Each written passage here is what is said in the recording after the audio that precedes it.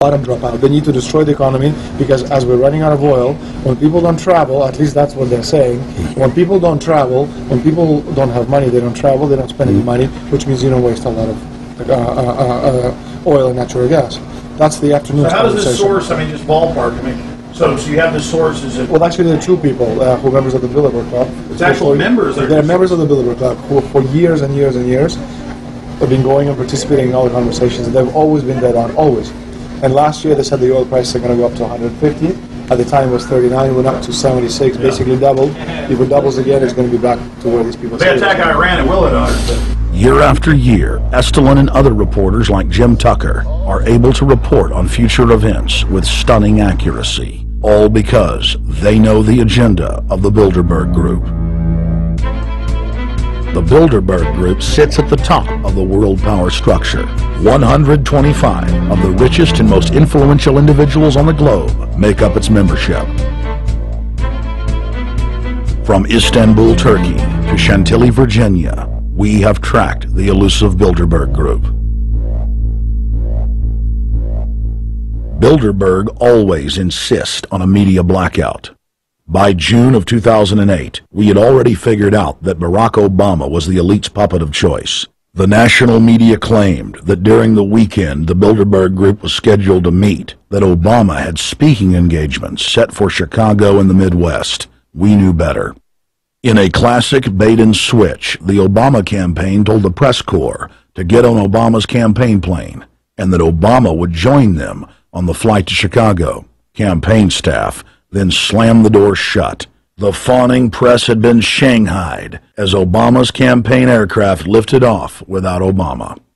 Robert, why were we not told about this meeting and that the senator wouldn't be on our flight until the doors were shut and we were about to taxi to take off? Again,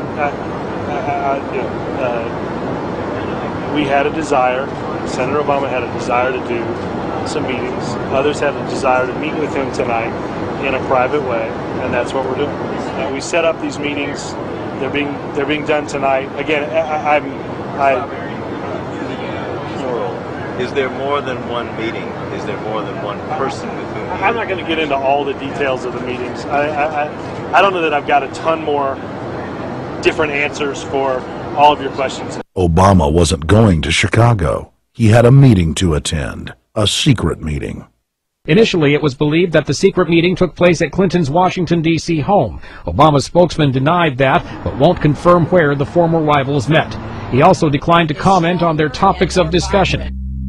For a day and a half, the mainstream media engaged in a wild goose chase, trying to find out where Hillary and Obama had gone. 3 cover stories later, the corporate press had to admit they had no idea where the 2 candidates had gone. And to this day, Clinton and Obama aren't talking.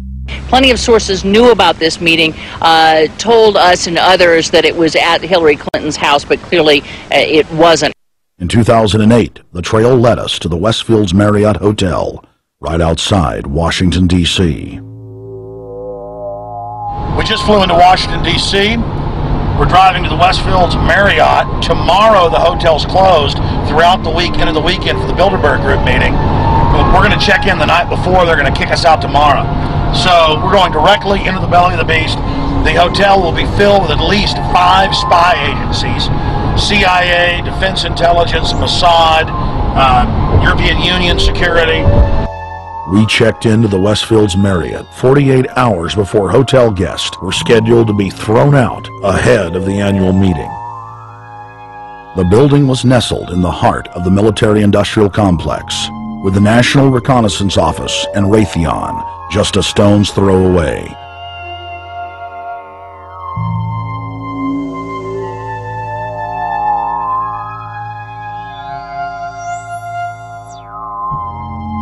The plan tonight is to try to not get arrested, dodge the security, get in there, get some footage of the elite arriving in the morning, because some arrive before they officially lock it down, and then getting out of the building.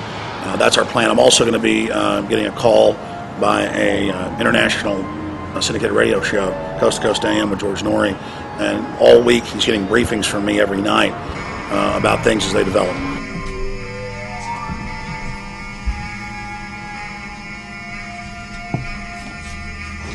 George, we're sitting here in the room. As the phone rings with your producer, Tom Danheiser, to put me on, the fire alarm goes off. So everybody is exiting the building. I know this is a setup. They timed it exactly when this happened. Open the door. I want them to hear the fire alarm. Open the door. I want people to hear this live to the 16 million people listening.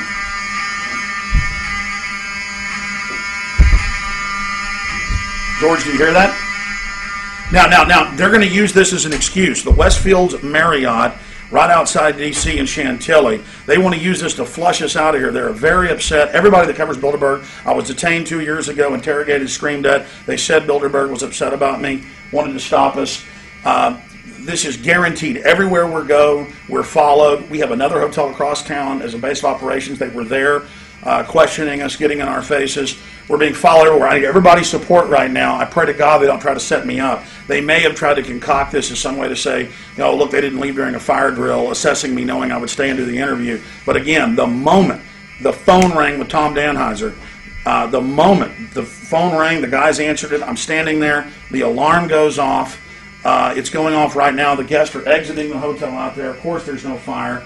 This is just absolutely insane. I noticed, too, that there was over 100 security people here today, but tonight we got back, and it was a total ghost town, and this is what's insane.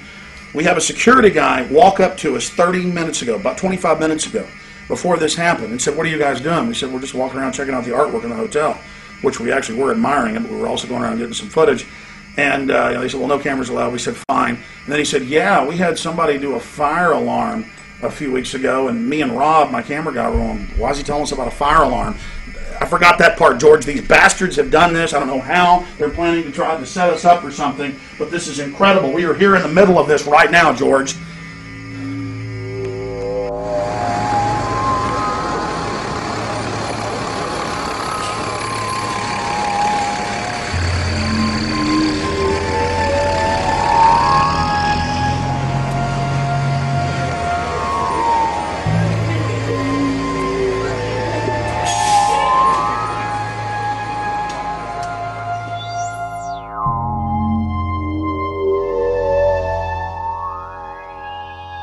Stay there. Keep it locked.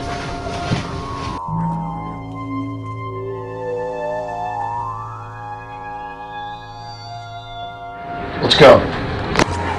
Let's get out of here now, Richard. Don't screw around anymore. We got out of here on exactly the right time. Is this the way out? Yeah.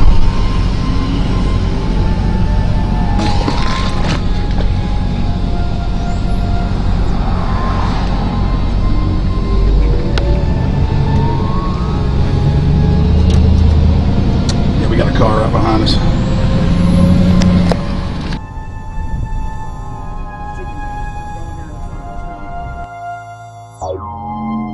We made about, what, 5 turns and 6 turns, the same car's following us. Now he looks like he's following us into a... He came out of Bilderberg, he came out of the Westfield. He's being a little bit solo, but... Not too. So there he is. That's him over there in the blue green, car. Yeah.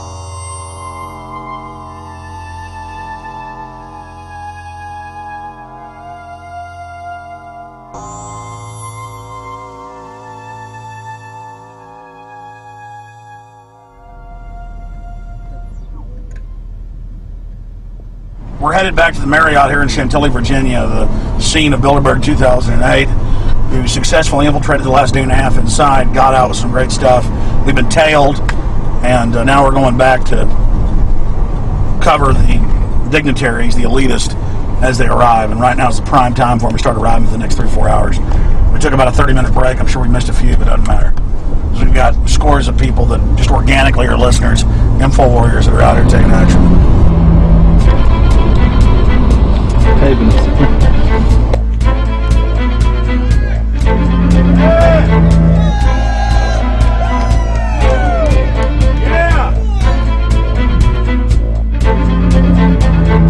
we're going to be out here for the next 3 days while you try to chart the future of our destiny. We're taking our destiny back. You're not our gods or our masters. We witnessed at least 7 convoys of armed Secret Service entering the Westfields Marriott, and internal sources confirmed that both candidates did attend at least one meeting inside the conference.